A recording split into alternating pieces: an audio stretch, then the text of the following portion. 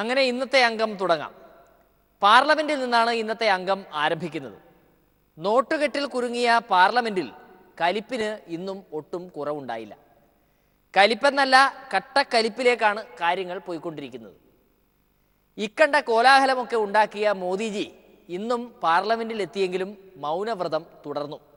അതാണ് കലിപ്പിനെ കട്ടക്കലിപ്പാക്കുന്നത്.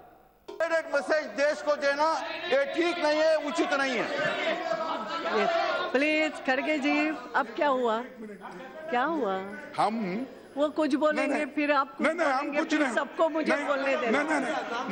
मैं कुछ किसका नाम लिया? मैं देखूंगी, निकालूंगी। Against black money, we are committed to fight black money. We are committed to see that black money holders be sent to prison for their long life. yes Mohammad Salim, क्या बोलोगे? हो गई ना? ये क्या है? ये क्या है? मैं आपके पास है?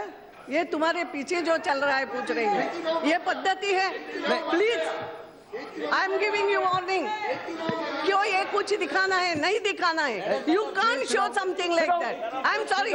എല്ലാ ദിവസവും മോദിയോട് ഒരേ ചോദ്യം തന്നെ ചോദിച്ച് പാർലമെന്റ് അംഗങ്ങൾ നാണം കെട്ടു. ഇനി മിണ്ടാതിരിക്കുന്നതാണ് ബുദ്ധി. തോന്നുമ്പോൾ വായ തുറക്കട്ടെ.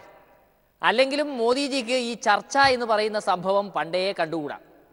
എന്തായാലും പാർലമെന്റിലെ മൗനവ്രതം ഇതോടെ മോദിജി 12ാം ദിവസം പൂർത്തിയാക്കിയിരിക്കുകയാണ്. പാർലമെന്റിലെ പ്രശ്നങ്ങൾ അവിടെ നിൽക്കട്ടെ.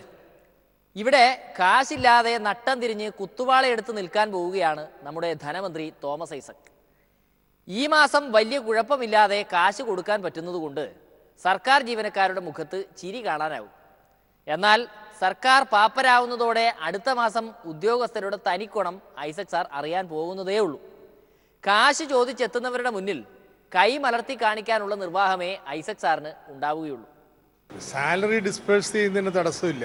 ശമ്പളവും പെൻഷനും ട്രഷറിയിലോ അല്ലെങ്കിൽ ബാങ്കുകളിലോ ഉള്ള അക്കൗണ്ട് വഴിയാണ് വിതരണം ചെയ്യുക. ആ അക്കൗണ്ടിലേക്ക് പണം ട്രാൻസ്ഫർ ചെയ്യുന്നതിന് യാതൊരു തടസ്സവുമില്ല.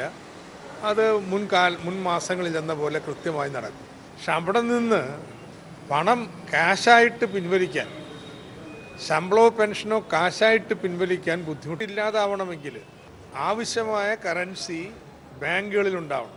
ട്രഷറിയിൽ ആവശ്യമായ കറൻസി ഇല്ല.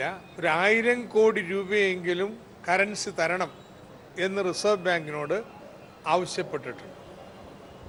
ഇതുവരെയും റിസർവ് ബാങ്കിൻ്റെ മറുപടി വന്നിട്ടില്ല. റിസർവ് ബാങ്കിൻ്റെ ഈ സഹായമില്ലാതെ സർക്കാർ നോട്ടടിക്കുക. സെക്രട്ടറി 3 മണിക്ക് ബാങ്കേഴ്സിൻ്റെയും RBIയുടെ പ്രതിനിധികളുടെയും ട്രഷറിയുടെ ഡയറക്ടറുടെയും കൂടിയുള്ള ഒരു കോൺഫറൻസ് വിളിച്ചിട്ടുണ്ട്. അവിടെ വെച്ച് അവസാന തീരുമാനമെടുക്കും. മുഴുവൻ കാശായിട്ട് പിൻവലിക്കാനുള്ള സൗകര്യം ഉണ്ടാവുമോ, അതോ 25,000 രൂപ മാത്രമേ പിൻവലിക്കാൻ പറ്റുള്ളൂ എന്നത് സംബന്ധിച്ച് അവസാന തീരുമാനം ഈ കോൺഫറൻസിൽ വെച്ചെടുക്കും. ഇന്നലെ ചില പ്രശ്നങ്ങളുണ്ടായി, കാശ് ചോദിക്കാൻ വിട്ടുപോയി. ഇന്നലത്തെയും പറ്റൊന്നും ചെയ്യാന്നേ. ചെവി കേട്ടൂടെ? കാശ് തരാൻ തൽക്കാലം കാശിന് കുറച്ച് ബുദ്ധിമുട്ടുണ്ട്. അതൊന്നും എനിക്കറിയണ്ട. എന്റെ കാശാ ഇവിടെ പണം കായ്ക്കുന്ന മരമൊന്നുമില്ല. എങ്കിലും എവിടുന്നെങ്കിലും ഒന്ന് കൊണ്ട് നട. സ്വന്തം കയ്യിൽ കാശുണ്ടായിട്ടും കേന്ദ്രത്തോട് ഇരക്കേണ്ടി വരുന്ന ദുർഗതിയിലാണത്രേ സംസ്ഥാന സർക്കാർ. അടുത്ത മാസത്തോടെ കേന്ദ്രം കനിഞ്ഞാലേ കേരളീയർക്ക് കഞ്ഞി കുടിക്കാനാവൂ എന്ന് സാരം. ഇനി ഇരക്കൽ പരിപാടിക്ക് വേണ്ടി അങ്ങ് ദില്ലിയിലേക്ക് വച്ചു പിടിക്കാനുള്ള പുറപ്പാടിലാണ് ഐസക് സാർ. അടുത്ത മാസ ശമ്പളത്തിൻ്റെ കാര്യത്തിൽ സർക്കാർ കൂടുതൽ വിഷമിക്കും. കാരണം ഈ മാസം വരുമാനം കുത്തനെ കുറയുന്ന പ്രതീക്ഷിക്കുന്നത്. ആ വരുമാനം വെച്ചിട്ട് വേണമല്ലോ അടുത്ത മാസം ശമ്പളം കൊടുക്കാനായിട്ട്.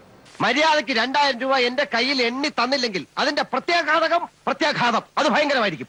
എന്തും നേരിടാൻ തയ്യാറായിട്ട് തന്നെയായി നാടകത്തിൽ ഇറങ്ങിത്തിരിച്ചിരിക്കുന്നത്. അപ്പോൾ കേന്ദ്ര സർക്കാർ കൂടുതൽ വായ്പ എടുക്കാൻ അനുവദിച്ചില്ലെങ്കിൽ ഇന്നിപ്പോൾ ഉള്ള സൗകര്യം പോലും അടുത്ത മാസം ഉണ്ടാവും. അതുകൊണ്ട് ശക്തമായിട്ട് കേന്ദ്ര സർക്കാരിനോട് കൂടുതൽ വായ്പ എടുക്കാൻ അനുവാദത്തിന് വേണ്ടി സർക്കാർ സമീപിക്കുന്നത്. ശരി, എല്ലാം പോട്ടെ. ഇപ്പൊ എത്ര? ഇത്രയും ആയ സ്ഥിതിക്കുള്ള സത്യം തുറന്നു പറയാമല്ലോ. എന്റെ 250 രൂപ കാണും. എന്നാ? പക്ഷെ അതിന് അതിൻ്റെതായിട്ടുള്ള ചെലവുകളുമുണ്ട്. എന്റെ ജീവിതത്തില് ഇത്രയും വാക്ക് പാലിക്കാത്ത ഒരു മനുഷ്യനെ ഞാൻ കണ്ടിട്ടില്ല. പണപ്രശ്നത്തിനിടെ ഒരു ഇടവേളയിലേക്ക് പോവേണ്ടതുണ്ട്. ശേഷം ചുരിദാർ പ്രശ്നം. ശ്രീപത്മനാഭസ്വാമി ക്ഷേത്രത്തിൽ ചുരിദാറിട്ട് സ്ത്രീകൾക്ക് പ്രവേശിക്കാമെന്ന് എക്സിക്യൂട്ടീവ് ഓഫീസറുടെ ഉത്തരവ്. സാരിയോ മുണ്ടോ ചുറ്റി അമ്പലത്തിൽ കയറുന്നതിന് പകരം ചൂരിദാറിട്ടാലും കുഴപ്പമില്ല എന്നാണ് ഓഫീസർ ഉത്തരവിട്ടത്. നല്ല തീരുമാനം.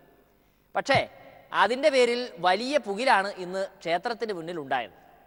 ആചാരത്തെ മുറുകെ പിടിക്കുന്ന ചില ദേവദാസന്മാർക്ക് എക്സിക്യൂട്ടീവ് ഓഫീസറുടെ ഉത്തരവ് തീരെ ബോധിച്ചില്ല.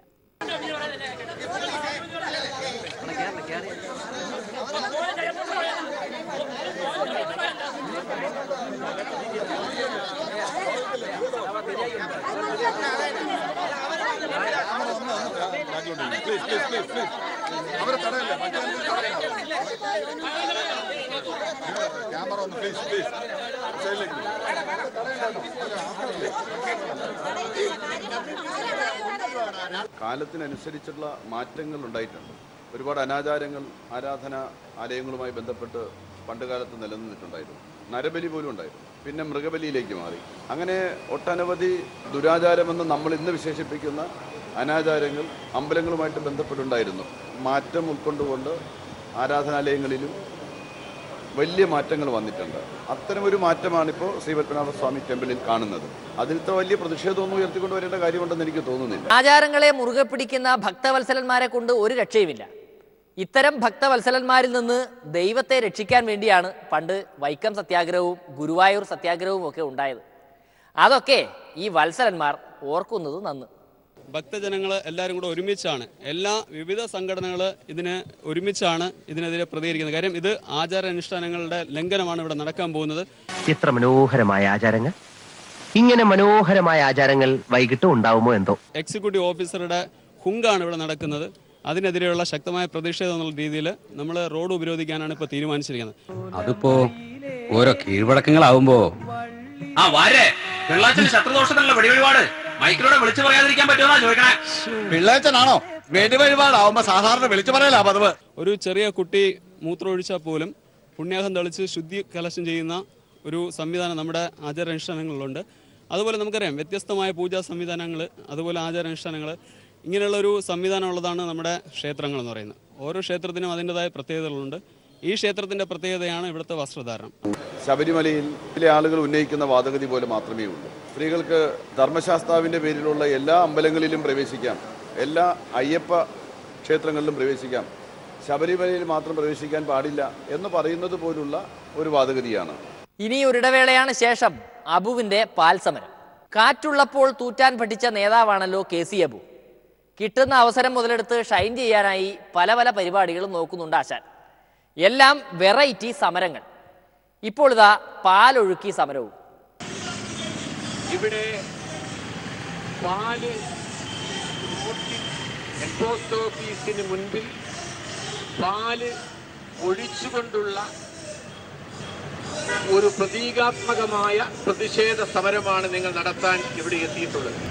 ക്ഷീരകർഷകർ പ്രാർത്ഥിക്കുന്നത് നരേന്ദ്രമോദിയുടെ ആയുസ് നീട്ടിക്കിട്ടുവാനല്ല, ആണോ?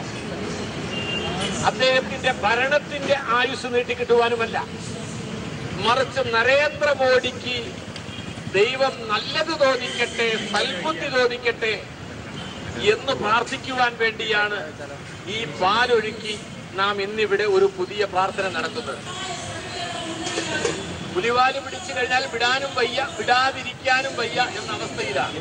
കുട്ടിക്കാലത്ത് നമ്മുടെ ഒരു പാട്ടിലില്ലേ, വാല് പിടിച്ചൊരു പുലിയച്ചൻ, പുലി വാല് പിടിച്ചൊരു നായരച്ചൻ, നടുവിൽ നട്ടം തിരിഞ്ഞ് നമ്മൾ ഹലാക്കിലായി ചെങ്ങാതി എന്ന് പറയുന്ന പോലെ വാല് പിടിച്ചൊരു മോടിയച്ചൻ, മോടി പിടിച്ചൊരു പുലിയച്ചൻ, നടുവിൽ നട്ടം തിരിഞ്ഞ് നമ്മൾ ഹലാക്കിലായി ചെങ്ങാതി എന്ന അവസ്ഥയാണ് രാജ്യത്തുള്ളത്. പാൽ തറയിലൊഴുക്കി കേന്ദ്ര സർക്കാരിനെ ഞെട്ടിക്കാനുള്ള അബുവിൻ്റെയും കൂട്ടരുടെയും തീരുമാനം എന്തായാലും ഗംഭീരം തന്നെ. പിന്നെ അബുസാറിന്റെ അവസരത്തിനൊത്തുള്ള പെർഫോമൻസ് കൂടി ആവുമ്പോൾ അതിഗംഭീരമാകും സംഗതി. ഒരു ദിവസം 500-550 ലിറ്റർ പാൽ അളക്കുന്ന അതുകൊണ്ട് ഇതിന്റെ ഉദ്ഘാടനം ഞാൻ നിർവഹിച്ചതായി പ്രഖ്യാപിക്കുന്നു.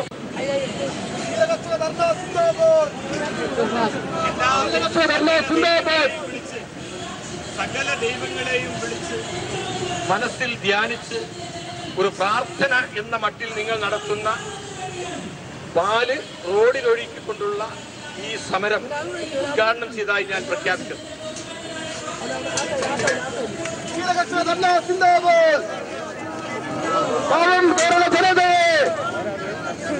ദുരിതത്തിൽ മോഡി സർക്കാർ തുടരട്ടെ. മോദി സർക്കാർ തുണയട്ടെ. അങ്ങനെ പോലീസിന് കലവറയില്ലാത്ത പിന്തുണയുമായി മുഖ്യമന്ത്രി രംഗത്തെത്തി. മാവോയിസ്റ്റ് പ്രശ്നത്തിൽ ശ്വാസം അടക്കിപ്പിടിച്ചിരുന്ന പോലീസുകാർക്ക് എന്തായാലും ആശ്വാസമായി. മുഖ്യമന്ത്രിയുടെ പിന്തുണ കിട്ടിയതോടെ ഇനി ഉഷാറായി ജോലി ചെയ്യാനാണത്രേ പോലീസിന്റെ തീരുമാനം. പോലീസ് സേനയുടെ മനോവീര്യം തകർക്കുന്ന ഒരു നടപടിയും സർക്കാരിൻ്റെ ഭാഗത്തുനിന്നുണ്ടാകില്ല എന്നുകൂടി സൂചിപ്പിക്കാൻ ഞാൻ ഈ അവസരം ഉപയോഗിക്കുകയാണ്. ഒരു കാര്യം നാം പൊതുവെ ഓർക്കണം, പോലീസുകാരുടെ ക്ഷേമം വർദ്ധിക്കണമെന്ന കാര്യത്തിൽ തർക്കമില്ല. അങ്ങനെ പോലീസുകാരുടെ ക്ഷേമം വർദ്ധിക്കുമ്പോൾ പോലീസിൽ നിന്ന് ജനങ്ങൾക്ക് ലഭിക്കേണ്ട സേവനവും വർദ്ധിക്കേണ്ടതുണ്ട്. അത് പ്രത്യേകമായി ഓർക്കേണ്ടതാണ്. ജനങ്ങളോട് മാന്യമായി പെരുമാറാനാവണം. ജനങ്ങളുടെ ആപരാധികൾ കേൾക്കാനുള്ളതാണ് പല പോലീസ് സ്റ്റേഷനുകളും, നമ്മുടെ പോലീസ് സ്റ്റേഷനുകളാകെ. ആ ആപരാധികൾ സ്വീകരിച്ച് മുഖം നോക്കാതെ നടപടി സ്വീകരിക്കാൻ. പോലീസ് സ്റ്റേഷനിലേക്ക് ധൈര്യമായിട്ട് കയറി ചെല്ലാവുന്ന ഒരു കാലം നടപ്പാകുമോ ഇല്ലയോ എന്നത് കാത്തിരുന്ന്